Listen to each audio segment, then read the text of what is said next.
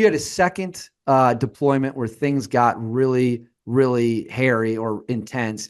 When you get home from the first deployment, though, were you thinking, man, that was everything I hoped it was? Was it disappointing that maybe you didn't get to do more things? What were you feeling when you finally got to decompress a little bit after that first deployment?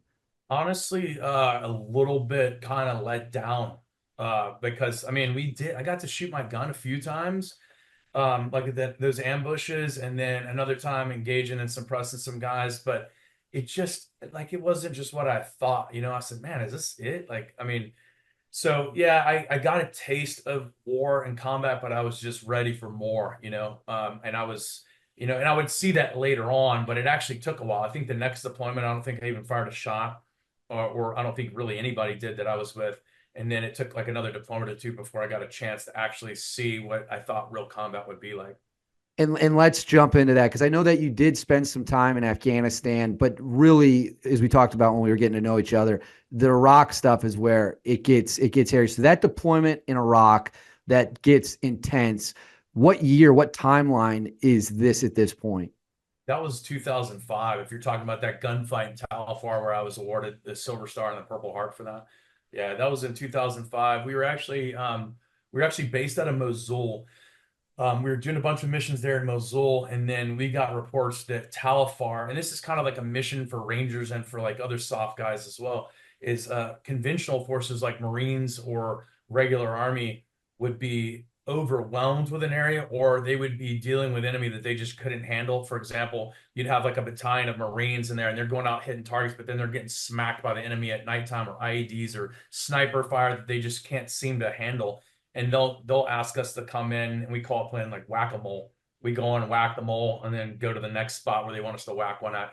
So Talfar was kind of like that. The big army had the city corralled off because they were having issues going into the city because guys were getting sniped out of the tank hatches and Bradley hatches of the armored vehicles, taking a lot of IEDs as well. So they asked us to come in at night and bust it up a little bit.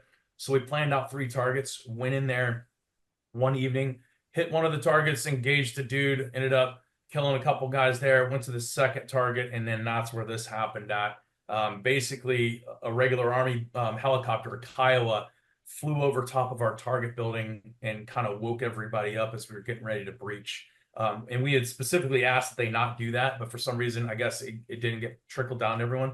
So this helicopter flies over, wakes everyone up. Now the bad guys are kind of aware that we're there. Our lead breach guy was getting ready to breach the door. And about that time, a bad guy opened the door, saw him, and then shut the door. So our guy just went in right after him, but the guy had dropped a grenade at the door. So the first 4 or 5 guys that went in took a point blank grenade blast to the legs, which messed up a lot of guys. And I'll pause there if you want me to continue. Let me know. I absolutely, please continue. So from there, we went in. There was like 2 rooms on the right, 2 rooms on the left, and this thing opened up into like a big courtyard. I ended up blowing past the next squad because there was a squad stacked on the door. Typically, I had been the first squad in, but at this point in time, we rotated it because you'll get burned out being that lead guy all the time. So I was like the third guy. So the first squad or first assault team went in, took the grenade point blank. The second team was kind of, I think, stunned. I don't know if they really realized what had happened, but from where I was, I could see it. So I just charged straight across, went in and took the number 2 spot, went in with my team and started clearing rooms. Went into the first room on the left, saw one of our guys laying on the ground. He was kind of like pushing himself back like this, dragging himself on the floor. And I could see that he was wounded, but he was totally coherent. So I was like, hey, buddy, you good to go? And he's like, oh, I'm wounded, Sergeant. And I said, all right, well, do self-aid on yourself, like patch yourself up. Because I could tell he wasn't in critical threat of like dying. So I had him go ahead and start fixing himself with his aid kit or his medical kit so that we could continue clearing. We went into the next room and I saw one of my fellow squad leaders, the lead squad leader, kind of leaning up against the wall. He's like holding his arm like this, and I just saw blood streaming out of his arm. But I asked him, I said, hey, you good? And he's like, yeah, I'm good. I'll patch myself up. But he was just kind of stunned, I think. And then went from there into another room. And as I'm getting ready to go in that room, my platoon leader pops in the door and just starts just spraying into this one room. He's like, Mike, get in there and clear that room. A dude just went in there. And I'm like, all right. So now this is the first time I've ever experienced this. I call it the pucker factor. You know, like you're getting ready to go through that door. That's what we call it in the regiment, is pucker factor. You're getting ready to go through that door, and you know now for a fact there's a bad guy on the other side. It's just you get so tense as you're getting ready to go through because you're hoping you're going to get the shot on this dude before he does. So I go in as the lead guy through that room, go in, my guy's coming behind me, and there's not a soul in the room. We're like, what the heck? I swear, the PL said he saw a dude. I didn't see the guy. We go in there, search the room, didn't find anything. I mean, there was like a bike hanging on the wall, nothing on the floor. It was pretty much a bare room. So, I mean, you could scan it super fast. So then we went out into another room across the way. And as I'm stacked on the door, getting ready to go in, my platoon leader is actually now in my stack. So a platoon leader is supposed to be controlling the whole element. He's like flowing with the boys now, going through clearing rooms, totally good on him.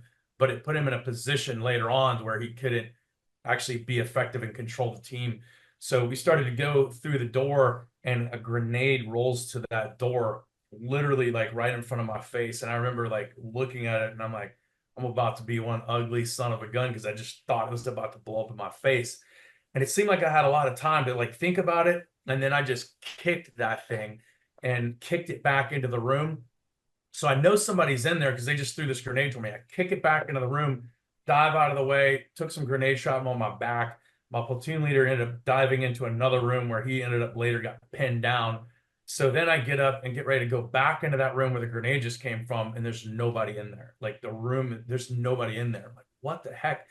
So these guys had tunnels built in certain places where they could maneuver, and we didn't find them right away. I don't think we ever found them actually, because we just noticed guys would go in a room and they'd disappear, and we couldn't find them. But it was so chaotic that we wouldn't spend a whole lot of time searching. We would just go around and clear the next room. So then we push out to clear across the courtyard, and one of my guys pulls security on a stairwell looking up, and me and the rest of the guys go across. I go across the courtyard first, had the rest of my guys behind me, and this machine gun opens up on us.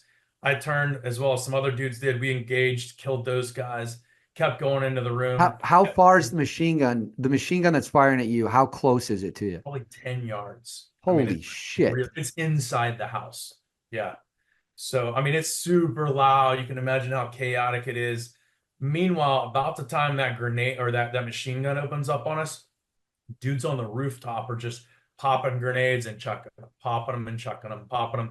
And so grenades are just like boom, boom, boom, all inside the house. We're all committed inside the house pretty much at this point. Grenades are going off. Dudes are getting hit with grenade shrapnel all over the place. We engaged those dudes, killed them, went to continue to clear this room. And as I go through the room, I noticed, I'm like, where in the heck is the rest of my team? I had a 5-man team. That's kind of the way we ran it at the time. We had a squad leader ran a 5-man assault team. And then I think they kind of modeled it off of Delta Force at the time. That's the way we were doing stuff. So I'm like, where the heck is my team? I look out and I see one of my team leaders. He's over one of my guys, treating him because the guy had gotten shot with that machine gun burst that hit one of the guys behind me, hit him in the shoulder, deflected off of his bone, blew out his artery there. He also took a round directly in the knee. And so one of my team leaders who was EMT certified was there treating that guy, making sure he was good to go. And then I found the rest of my team. And then after that, more grenades came down. I got wounded. Other guys got wounded. So we kind of pulled back for a second, kind of reassessed what's going on. And then I noticed that outside of the building, the support people that were with us are just kind of like standing there with no guidance because all the assaulters are inside. So I started directing these guys. I'm like, hey, we need to pull security on the roof over here. We need to pull cross coverage over here. And then I saw one of our actual interpreters at the time who he just had a pistol in his hand, just standing there. And at this time, now my arm was messed up. I couldn't hardly use my right hand because grenade shrapnel went through this wrist. And then I had the doc check or, bandage it up, but I couldn't really use my hand that well because it was real close to that nerve. So I think I had inflammation that caused the nerve not to work. So I was kind of left with my left hand. So I handed my rifle to that guy and I took his pistol, and then went through and we continued clearing.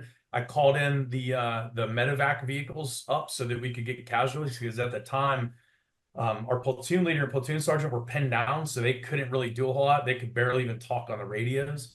So I just kind of took charge as I saw fit. I mean, that's just kind of what we do in the Ranger Regiment. We train that if you see something that needs to be done, we're all leaders and we should be able to step up and take charge of the situation. So I looked at it and I was like, hey, we need to get these casualties out of here. We need to get some semblance of a security. So I kind of took charge of that until we ultimately withdrew from the target. I've been doing this show for more than 2 years. That is among the craziest stories I've Really? ever heard on this series. I mean, I'm at a loss for words at the level of chaos. Did you fire the pistol at any point once you made the swap? Yeah, we actually went back into the house. Some dudes were up trying to clear the roof and went back in the house, and we were suppressing. And I used that pistol to suppress some other guys that were shooting at us as we got guys out of the house because we didn't end up completely. We cleared the entire first floor of the house. We never cleared the roof. Our snipers were on an adjacent roof. They were pinned down from dudes on top of the target building roof, shooting at them with machine guns. And eventually, the snipers were able to raise up and take a shot and take those dudes out. But what we ended up doing is we got our casualties out, we got them packaged, ready to roll, and then we were like, "Hey, we gotta chalk this up. We gotta pull out of here and use our air assets to drop this building because we were taking just too many casualties. Guys were getting wounded here, wounded there, shot here, grenade shrapnel here.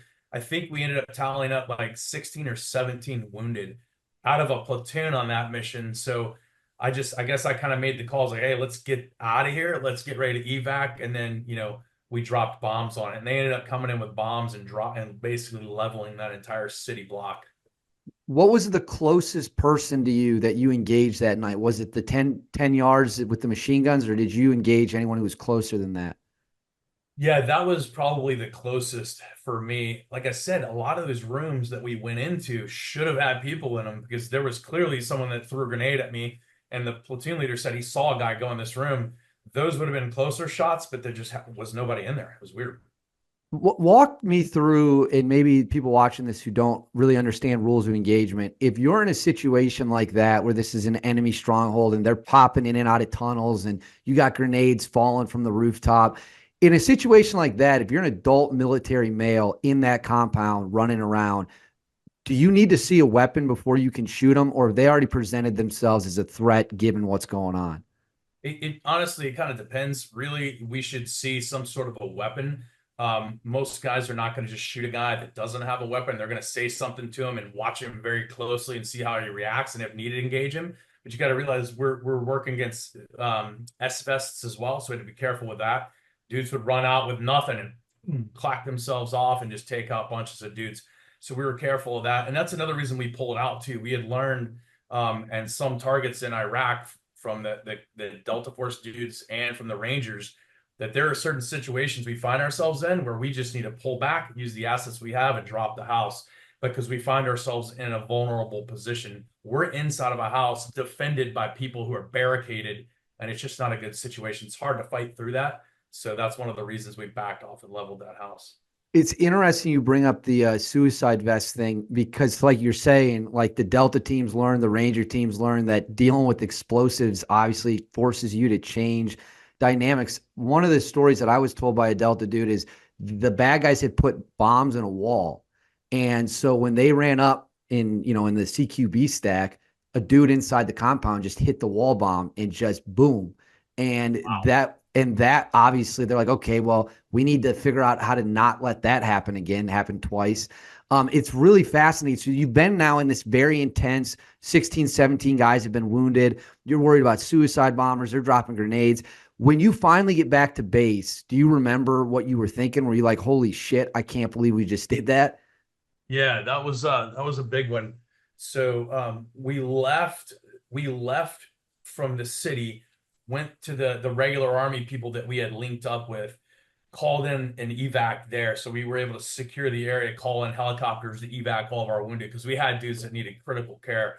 So we called that in, evac those guys, the rest of us, like myself and other guys that weren't so bad wounded, like we just, had minor wounds. We drove on the strikers 2 hours back. We got back, went in immediately. I remember dudes came out, like support guys came out, and they were washing our strikers out because our strikers, the armored vehicles we were using, some of them were just completely filled with blood in the floor from us and from dudes because we took some guys off the target. One of the guys we took off the target just went belligerent in the back of the vehicle, and our guys ended up killing him with a fire extinguisher, which is kind of crazy. But because it was inside the striker, this dude broke his flex cuffs off and started attacking dudes inside the vehicle. And so some dudes ended up beating him down, and one guy ended up smashing him with a fire extinguisher. I mean, literally, that happened in one of the vehicles. And then there was other Rangers that were bleeding a lot in the vehicles until we got to evac. So there's guys that were there in support that tell the horror stories. They remember. I think actually Jack Murphy was there for that. I think he's the one that said he remembered like washing the blood out of the back of our strikers. It was just like red, just flowing down the back of the ramps. That is, I mean, I don't even have a response to that. I mean, it's just hard for me as a dude who's never been anywhere near a situation like that to even think about that level of chaos and carnage. Did living through an experience like that, earning the Silver Star, seeing that level of like up close machine gun fire and explosives, did that make you more eager to do it again, or did that make you a little hesitant to want to be in that position again? Yeah, that'll check you right there. So you're 10 foot tall and bulletproof until that happens. And like I'm sure everybody will say that, like you're 10 foot tall and bulletproof until that happens. And then, but if you're a warrior, you're going to stay in the fight, you're going to keep going at it. But you have this new set of lenses that you look through everything. Like I can be wounded and we're not as bad as I mean, we're bad to the bone. We're trained really well, but it doesn't matter who you are. A bullet can still catch you. You know what I mean? Like, I don't care if you're the best Delta Force operator or, whatever in the world, you can take a bullet immediately going through that room without a chance to even get a shot off. You know what I mean? Like luck happens. And is this is 2005? So Zarqawi, can you talk to the audience a little bit about how the foreign fighters, your first deployment, you're fighting Saddam, standing military, uniform military on uniform military, but then you have a flood of foreign fighters, jihadists, suicide bombers. How did that change the dynamics? And can you compare what it's like to face, again, the standing army of a country compared to jihadis?